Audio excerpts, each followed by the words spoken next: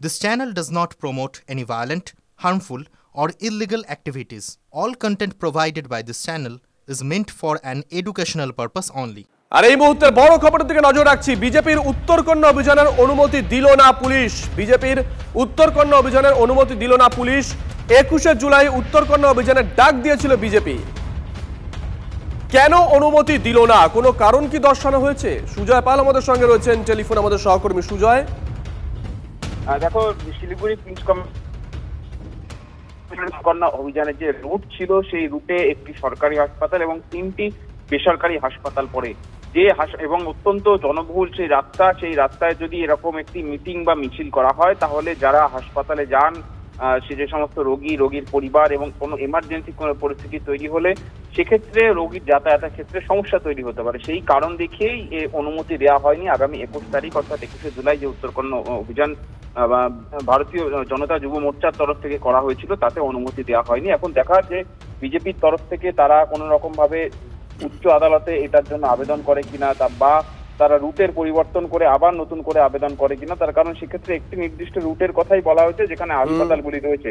সেক্ষেত্রে যদি রুট বদলে সেই জায়গাটুকুতে অন্য রুট দিয়ে যায়, সেক্ষেত্রে পুলিশের তরফ থেকে অনুমতি দেওয়া হয় কিনা সেটাই দেখার। কিন্তু পুলিশের তরফ থেকে যে একেবারেই নাকচ করে দেওয়া হয়েছে, সেখানে কিন্তু বিজেপিকে কোনো বিকল্প রুটের কথাও বলা হয়নি যে তারা বিকল্প রুটে আবেদন করলে তারা অনুমতি। সুজয়, একটু সঙ্গে থাকো। শঙ্কর ঘোষ এই মুহূর্তে আমাদের সঙ্গে রয়েছেন, বিজেপি বিধায়ক। শঙ্করদা, শুভজিৎ রয়েছি। শঙ্করদা, খবর তো আপনার জানা, পুলিশের তরফ থেকে যে কারণ দর্শানো হয়েছে তাতে বলা হচ্ছে যে রুটের কথা আপনারা বলেছিলেন সেখানে একাধিক হাসপাতাল রয়েছে, জনবহুল এলাকা, সরকারি হাসপাতাল রয়েছে, বেসরকারি হাসপাতাল রয়েছে, তাই তারা এটা নাকচ করলো। পুলিশের যুক্তিকে কিভাবে দেখছেন শঙ্করদা? দেখুন, যুক্তি তো সিদ্ধান্ত নেওয়ার আগেই সাজিয়ে রাখা হয় এবং এটা খুব স্বাভাবিক ঘটনা ভারতীয় জনতা পার্টি বা যুব মোর্চার কাছে, যে আমাদের যে কোনো কর্মসূচি করতে গেলেই কোনো না কোনো অজুহাত খাড়া করে সেটাকে অনুমতি করে দেওয়া হয়। হাইকোর্টে যাওয়া হচ্ছে, কোন শক্তি আমাদের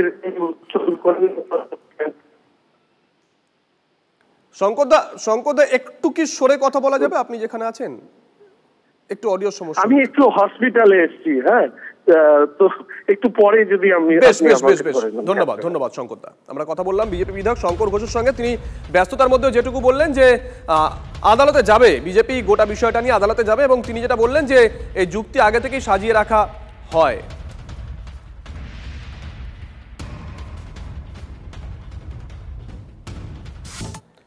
এদিকে সংখ্যালঘু নিয়ে শ্রমিকের সফট লাইনে অস্বস্তিতে শুভেন্দু অধিকারী। কি কেন হিন্দুত্বের হার্ড লাইনে ব্যাখ্যা দিলেন বিরোধী দলনেতা?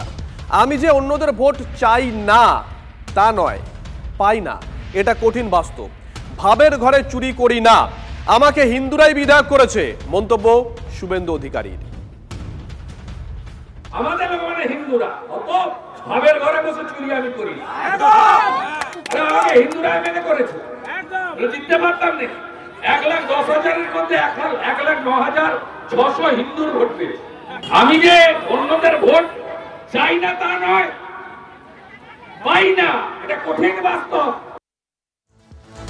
মুসলিমদের বিরুদ্ধে যুদ্ধ নয়, সবার উন্নয়নী লক্ষ্য, বঙ্গ বিজেপির সভাপতি হয়ে এই বার্তাই দিয়েছেন শ্রমিক ভট্টাচার্য। বিজেপির লড়াই কোনো মুসলমানের বিরুদ্ধে নয়। হ্যাঁ, আমরা লড়াই করছি আপনাদের বিরুদ্ধে, কারণ আপনাদের বাড়ির ছেলেরা যারা হাতে পাথর নিয়ে ঘুরছে, আমরা ওই পাথরটাকে কেড়ে নিয়ে ওখানে বই ধরিয়ে দিতে চাই। যারা তলোয়ার নিয়ে রাস্তায় নেমেছে, আমরা ওই তলোয়ার কেড়ে নিয়ে তাদের হাতে কলম ধরিয়ে দিতে চাই। এই লড়াই বিজেপির লড়াই, এটা পশ্চিমবঙ্গে বিজেপি করে দেখা।